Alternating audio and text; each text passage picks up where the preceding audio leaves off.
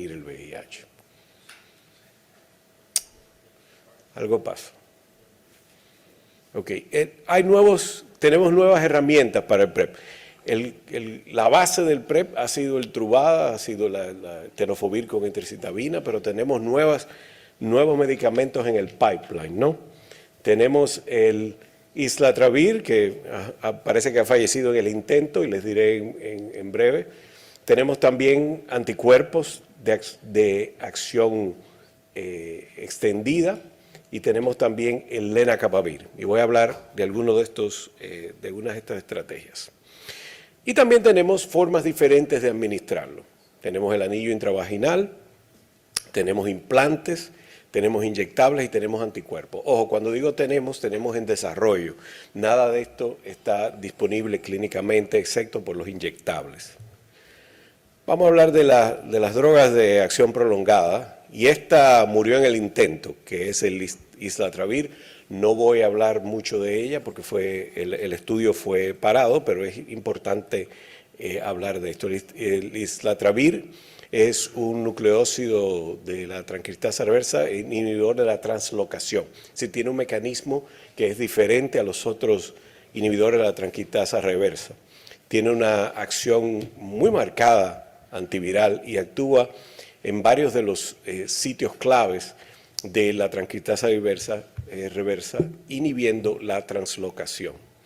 El estudio en macacos, en monos macacos, demostró que comparado con placebo, la mayoría de los macacos que fueron inyectados con islatravir no fallecieron de VIH o no fueron infectados con VIH, a diferencia de aquellos que recibieron el placebo. El problema con el islatravir es que recientemente, en diciembre del año 2021, noviembre-diciembre del 2021, en el trial de PrEP se notó que la mayoría de las personas que estaban tomando el medicamento padeció de linfopenia. Linfopenia severa que puede llevar a linfopenia del CD4, ¿no? A las dosis que están y en los índices que están ahí. 20% de los pacientes a dosis de 60 miligramos, 36% de los pacientes a dosis de 120 miligramos versus 4% del placebo. El estudio paró, era un estudio dando islatravir cada 4 semanas, que era muy atractivo de manera oral, y entonces el estudio fue parado. Ahora conversaba con Alejandro, Alejandro Afani está trabajando en islatravir aquí y confirma que los estudios de tratamiento van a seguir en breve. Pero el estudio de PrEP todavía sigue suspendido. No sabemos qué va a pasar, pero mientras tanto está en pausa porque produce linfopenia severa a la dosis que se estaba estudiando. El segundo medicamento de importancia que ya está en el mercado en Estados Unidos, estamos teniendo experiencia con él, es el cabotegravir. El cabotegravir ¿y qué es esto? Tiene su vida propia esto. A ver, el cabotegravir, que es efectivo y está probado en 2 ensayos aleatorizados muy grandes, el HPTN 083 en hombres y mujeres transgénero y el HPTN 084 en mujeres cis, usado como profilaxis y comparado con el tenofovir entricitabina. El estudio fue realizado en muchos sitios, mayormente en algunos países de África, en sitios de Estados Unidos, y por razones de tiempo solamente le voy a presentar acá la curva de supervivencia, donde se ve claramente que los pacientes que son tratados con cabotegravir tienen menos probabilidad, tienen una incidencia menor de VIH a través de todos los meses que duró el estudio, es decir, mostrando superioridad sobre el tenofovir y la entricitabina. Nosotros tuvimos muy buenos resultados, tenemos en nuestra unidad de estudios, teníamos 100 pacientes enrolados en este estudio. Algo que revoluciona el PrEP, la administración intramuscular, porque puede ser administrado cada 8 semanas. Es decir, el paciente no tiene que tomarse la pastilla todos los días. El único problema que todavía tenemos es que tienen que venir a la clínica a ponerse las inyecciones. Pero por demás ya vendrán preparaciones de autoinyección en que el paciente podrá hacerlo en su casa. Y vemos acá como en todos los subgrupos del estudio, la intervención favoreció al cabotegravir. en todos los grupos, mujeres, hombres que tienen sexo con hombres, mujeres transgénero, perdón, hombres que tienen sexo con hombres, todos los grupos etarios, en todas las razas y en todas las localidades geográficas de Estados Unidos. Cabotegravir fue mejor que tenofovir enticitabina. Entonces pasa a ser un arma muy potente para la prevención de VIH en el PrEP.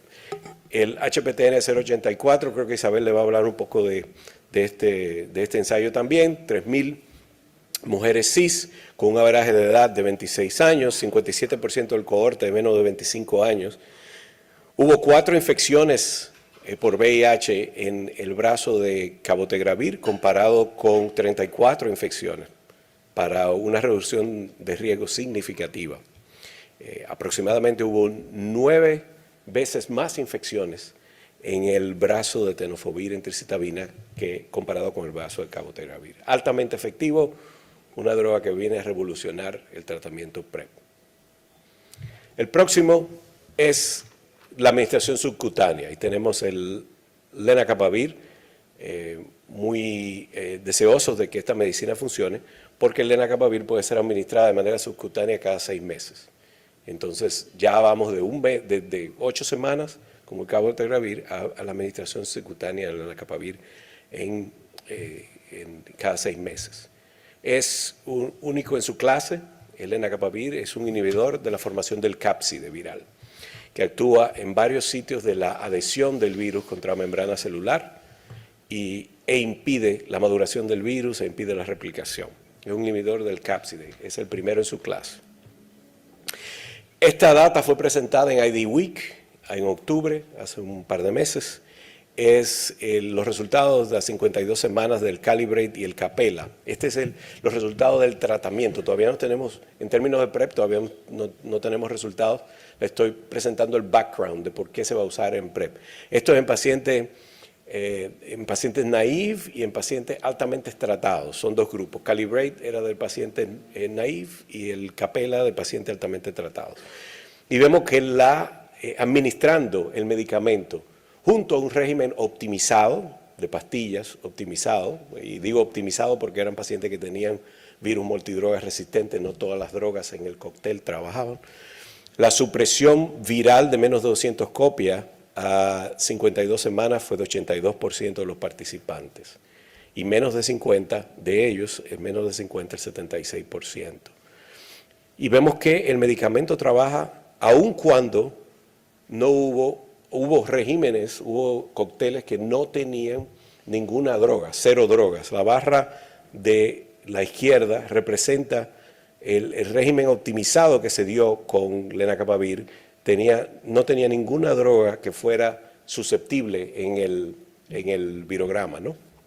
Y aún así hubo una supresión de alrededor del 75-80%, porque como el medicamento es nuevo, pues no existen mutaciones contra él todavía y es altamente potente, lo cual hace que sea una opción atractiva para PrEP. Y se han diseñado 2 estudios, no tengo resultados porque están en fase de reclutamiento, pero van a estar oyendo de los resultados a lo largo de los próximos años, el Purpose 1 y el Purpose 2. El Purpose 1 es el lenacapavir cada 6 meses en pacientes vulnerables a la infección del VIH, en mujeres cis. A las mujeres se le añade el tenofovir y la enticitabina, porque la eficacia de los regímenes PrEP es un poco menor en mujeres, ¿no? Y entonces se añade el tenofovir y la enticitabina. El Purpose 2 es en hombres que tienen sexo con hombres y mujeres transgénero. Es casi igual que el diseño de todos los otros estudios de PrEP, como el HPTN 083 y el HPTN 084. Entonces recuerden eso, Purpose 1 y Purpose 2 van a tener resultados en los próximos años sobre eso. ¿Qué tal de medicamentos intravenosos? Y ahí tenemos los anticuerpos neutralizantes del VIH. No estoy tan optimista con ellos, pero parece ser una estrategia que tiene algo de validez. Tienen como blanco la proteína, el antígeno GP120 del virus. Son de donantes hiperinmunizados con células B, de personas viviendo con VIH. Se hicieron 2 estudios aleatorizados para el producto BRC1, son anticuerpos contra la GP121, administrado intravenosamente cada 8 semanas. No hubo reducción del número de seroconversiones, pero cuando se miró áreas del mundo o áreas donde se estudió, es decir, lugares de estudio, sitios donde se hizo el estudio, en donde el virus era muy susceptible, hubo una reducción de alrededor del 75%. Es decir, que es dependiente de la población en que se usa, lo cual no puede ser una estrategia viable para PrEP, que queremos que sea viable en todo el mundo. Pero parece que la coformulación de varios anticuerpos, parece que la vía al futuro en este medicamento no es usar un solo anticuerpo, sino usar una combinación de anticuerpos en una sola infusión endovenosa. Parece que esa es la dirección en la que vamos con los anticuerpos monoclonales, pero todavía no hay nada definitivo. La próxima ruta de importancia es transcutánea y transmucosa, y ahí están los anillos vaginales, los parchos de microrrayos y los implantes subcutáneos. El anillo de dapivirina, ya nos habían hablado anteriormente del anillo, 2 estudios, no voy a profundizar mucho, 2 estudios aleatorizados, mujeres muy jóvenes, mayormente africanas, en donde se comparó el anillo de dapivirina a placebo. Estudios muy similares y el objetivo principal era la seroconversión de VIH y el anillo vaginal fue reemplazado cada 4 semanas. Hubo una reducción de riesgo de alrededor del 31% y el 27% en otros estudios, es decir, que del 27 al 31%. Pero solamente en las mayores de 21 años. No hubo protección en mujeres por debajo de 21 años en ninguno de los dos estudios, lo cual es una muletilla de esta intervención. Pero cuando se vio por qué las mujeres jóvenes tuvieron más infecciones o no resultó en mujeres más jóvenes, parece que tiene que ver con problemas con la adherencia, ¿no? Y cuando se vieron estudios, el estudio DREAM y el estudio HOPE, que fue la extensión de estos estudios iniciales por 52 semanas y demás, se ve que aún en grupos etarios de menos de 21 años la reducción es significativa, del 59% ya en el mundo real y de 50% en otros estudios. Es decir, que es una estrategia viable, sobre todo para mujeres no empoderadas en sexo, ¿no? En los países donde hay mucha violencia doméstica, que pueden insertarse el anillo sin la necesidad de la competencia del hombre. Los parchos de microrrayos sirven medicamentos de manera transcutánea por medio de cientos de agujas que están hechas de 2 tipos. Agujas que no son disolvibles, que tienen una o 2 drogas que bajan, luego de inyectadas, bajan a la dermis y de la dermis son absorbidas. Y también la otra estrategia son agujas que contienen nanopartículas que se distribuyen en el espacio subdermal y crean un reservorio que puede durar semanas y meses la distribución en el cuerpo. Y estas son las gráficas microscópicas de cómo va a funcionar esto. Estos son los microrrayos. Este es el parcho que se coloca, ¿no? Y aquí se ve cómo colocando el parcho, las nanopartículas se distribuyen en la dermis y de la dermis siguen siendo desplazadas al resto del cuerpo y producen niveles sanguíneos que pueden ser tan altos que puede llegar a durar algunos 4 o 5 meses y hasta 1 año en cambiar estos parches. En el caso del parche, puede inclusive ser removido el parche y queda el reservorio intradérmico por mucho tiempo. Y también se está estudiando, esto fue presentado en el CROI hace unos años, el implante de cabotegravir, el implante disolvible de cabotegravir que puede ser insertado bajo la piel y no hay necesidad de removerlo y puede durar de algunos 6 meses. Lamentablemente, en la que teníamos más fe de estas intervenciones es el islatravir, como les dije. Ese iba a usar el mismo principio de los anticonceptivos hormonales que se ponen se depositan, se ponen en la intradermis y se cambian cada 1 año. Y el islatravir estaba siendo estudiado para ser cambiado anualmente. Y entonces esto es una estrategia muy atractiva para el PrEP, pero lamentablemente los estudios con islatravir por la incidencia de linfopenia han sido parados.